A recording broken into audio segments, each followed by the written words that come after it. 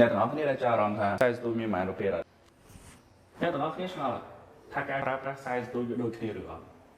ហើយបើអ្នកទាំងអស់គ្នាមានចម្ងល់តាក់ទងមួយខ្សែសន្ទូចអ្នកទាំងអស់គ្នាមកត្រូវកន្លែងនេះហើយវីដេអូមួយនេះគឺជាតិដូចកាហ្វេមួយកែវនេះអញ្ចឹង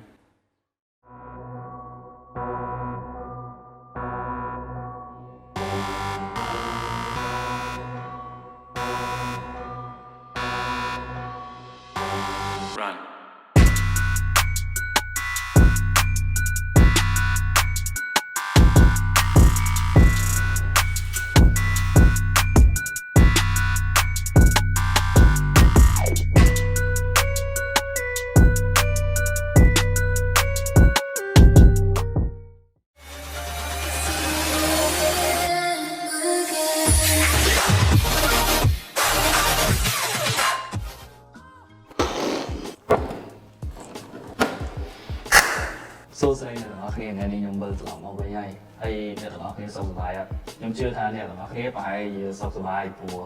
អ្នកទាំងអស់គ្នាប្រហែលជាអត់បានទៅណាត្រូវហើយដូចដដែលមួយរយៈនេះគឺបញ្ហា COVID នៅការឡើងអញ្ចឹង stay home stay safe អ្នកទាំងអស់គ្នាតែងតែឆ្ងល់ថាខ្សែមានច្រើនប្រភេទអញ្ចឹងត្រូវជ្រើសយកខ្សែមួយណាយកមកលេងអញ្ចឹងអ្នកទាំងអស់គ្នា20ថ្ងៃនេះខ្ញុំនឹងបកស្រាយចំណុចដែលអ្នកទាំងអស់គ្នាឆ្ងល់ទាំងអស់ខ្សែសន្ទូចគឺជាបញ្ហាសំខាន់ដែលអ្នកទាំងអស់គ្នាត្រូវកាត់គោព្រោះអ្នកទាំងអស់គ្នាដឹងស្រាប់ហើយខ្សែសន្ទូចគឺជារបស់មួយដែលតភ្ជាប់យើងទៅនឹងត្រីដែលនៅក្នុងទឹកហើយនៅក្នុងការស្ទូចត្រីការបបកត្រីរបស់យើងរាល់ថ្ងៃខ្សែសន្ទូចដែលត្រូវបានប្រើប្រាស់ជាប្រចាំគឺមាន3ប្រភេទទី1គឺ monofilament ទី2គឺ fluorocarbon ទី3គឺ braided line ដែលភាសាខ្មែរហៅថាខ្សែជ័រខ្សែ fluorocarbon ហើយនិងខ្សែត្រេះឥឡូវខ្ញុំនឹងសូមលើកយក5ចំណុចដែលមានទាំងគុណសម្បត្តិនិងគុណវិបត្តិនៃខ្សែនីមួយៗដើម្បីយកមករៀបរាប់ឲ្យអ្នកទាំងអស់គ្នាបានយល់មុននឹងសម្រេចចិត្តជ្រើសយកខ្សែមួយណាយកទៅប្រើប្រាស់ដំបូងគឺខ្សែ monofilament ខ្សែ monofilament នេះគឺត្រូវបានប្រើប្រាស់ទូលំទូលាយនៅក្នុងការស្ទូចត្រីហើយខ្ញុំជឿថាបងប្អូនមួយចំនួនដែលគាត់ទាំងរៀនស្ទូចទាំងទៅស្ទូចរបស់គេពេលខ្លះដុំរបស់គេគឺមានភ្ជាប់មកជាមួយនឹងខ្សែ monofilament នេះស្រាប់តែអាចធ្វើឲ្យបងប្អូនងាយស្រួលក្នុងការស្ទូចដែលមិនចាំបាច់ទិញខ្សែប៉ុន្តែតាមយោបល់របស់ខ្ញុំពេលដែលទិញដុំមកដែលមានខ្សែឲ្យស្រាប់ចឹងបងប្អូនគួរតែដូរខ្សែទៅព្រោះខ្សែហ្នឹងវាមិនសូវល្អមែនទេ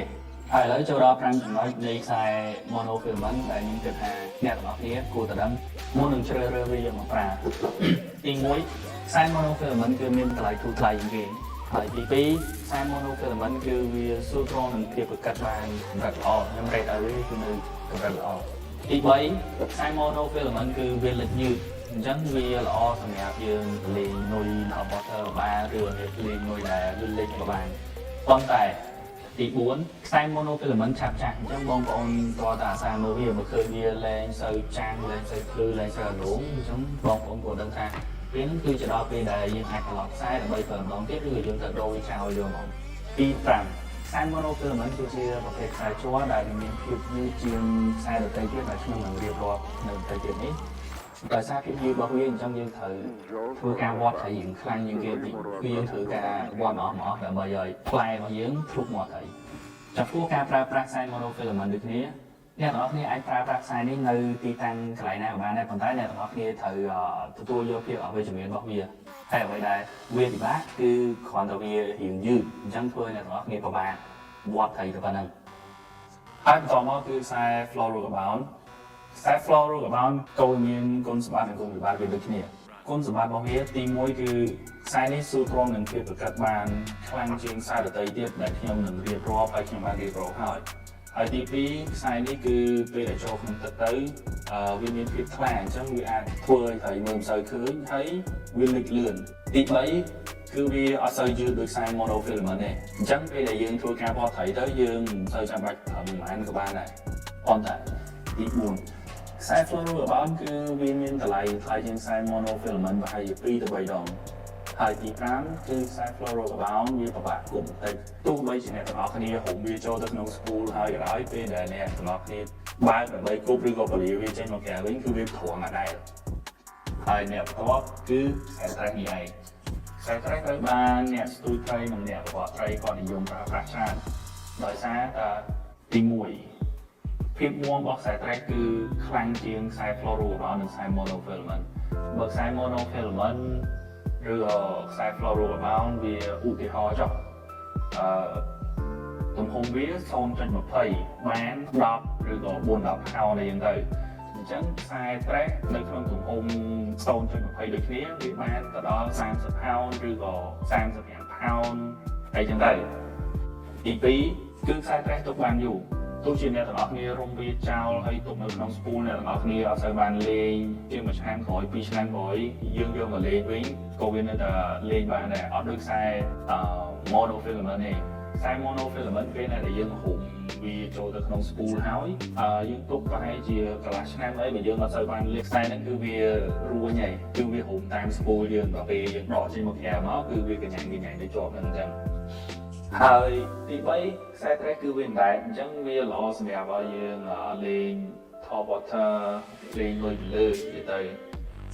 ហើយទី4គឺខ្សែត្រេះវាមានតម្លៃថ្លៃជាងខ្សែដែលខ្ញុំបានរៀបរាប់ប៉ុន្តែបើវាធន់បើវាមាំសមទៅនឹងតម្លៃរបស់វាខ្ញុំគិតថាវាមិនជាបញ្ហាទេ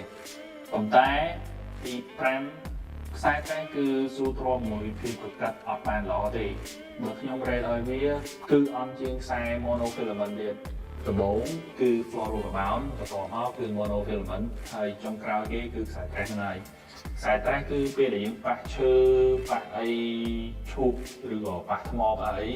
វាស៊ូទ្រាំបានល្អទេព្រោះខ្សែត្រេះគឺជាប្រភេទខ្សែអំបោះអញ្ចឹងពេលដែលវាហូបយូរទៅវាបែកព្រុយហើយវាឆាប់ដាច់ប៉ុន្តែសួរថាលេងខ្សែត្រេះទៅដល់ពេលវាឆាប់ដាច់ចឹង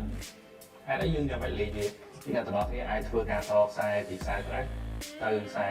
monofilament ឬក៏ខ្សែ fluorocarbon ទៅដើម្បីឲ្យខ្សែនៅខាងចុងរបស់វាចន្លោះពីកន្លះម៉ែត្រទៅ1.2ម៉ែត្រហ្នឹងឲ្យវាមានភាពធន់ពេលដែលយើងលេងទៅដល់ប៉ះឈូកប៉ះថ្មឬក៏ប៉ះឈើប៉ះអីជាដើមហ្នឹងវាលេងគ្រាន់ជាងខ្សែត្រេះលាតទៅដល់ប៉ះឈើប៉ះអីម៉ាក់ម៉ាក់ហ្មងអញ្ចឹងសរុបមកវិញខ្សែទាំងអស់គឺវាមានគុណសម្បត្តិនិងគុណវិបត្តិរបស់វារៀងៗខ្លួនអញ្ចឹងមុននឹងអ្នកទាំងអស់គ្នាសម្រាប់ចិត្តជ្រើសរើសយកខ្សែហ្នឹងមកប្រើខ្ញុំមានហេតុផលមួយចំនួនឲ្យអ្នកទាំងអស់គ្នាធ្វើគិតទី1លើទីតាំងទី2លើស្ថានភាពត្រីហើយអ្វីដែលសំខាន់គឺអារម្មណ៍របស់អ្នកទាំងអស់គ្នាពេលដែលបានសាកខ្សែទាំងអស់នឹងផ្ទាល់អ្នកទាំងអស់គ្នាប្រើទៅមួយណាស្រួលហើយជាទូទៅខ្សែត្រេះគឺត្រូវបានអ្នកដែលនិយមស្ទូចត្រីឬក៏បបកត្រីយកមកប្រើប្រាស់ជាប្រចាំរួមទាំងខ្ញុំផងដែរសឹងថា90ឬ95%ហ្នឹងឯងប៉ុន្តែយើងយកមកលេងដែលយើងត្រូវចងភ្ជាប់វាជាមួយនឹងខ្សែ mono ឬក៏ខ្សែ fluorocarbon ដើម្បីទី1ឲ្យខ្សែហ្នឹងយើងអាចលេងនៅក្នុងឈុកនៅក្នុងកន្លែងឧបសគ្គបានហើយទី2ពេលដែលយើងតខ្សែ mono ឬខ្សែ fluorocarbon ដែលយើងហៅថា leader ហ្នឹងគឺអាចធ្វើឲ្យ action របស់នុយរបស់យើងផ្លាស់ប្ដូរបាន40ទៅ50%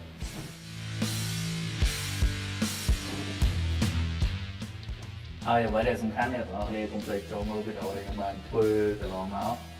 ដែលជាវីដេអូដែលទាក់ទងនឹងចំណេះដឹងដែលខ្ញុំមានជាបទពិសោធន៍ដូចគ្នានៅក្នុងការស្ទូចត្រីឬក៏ការរៀបរាប់អំពីផលិតផលផ្សេងៗកុំភ្លេចចុច like ហើយនិង subscribe ដល់អ្នកទាំងអស់គ្នាអត់ត subscribe ជួបអ្នកទាំងអស់គ្នានៅក្នុងវីដេអូក្រោយ peace out bye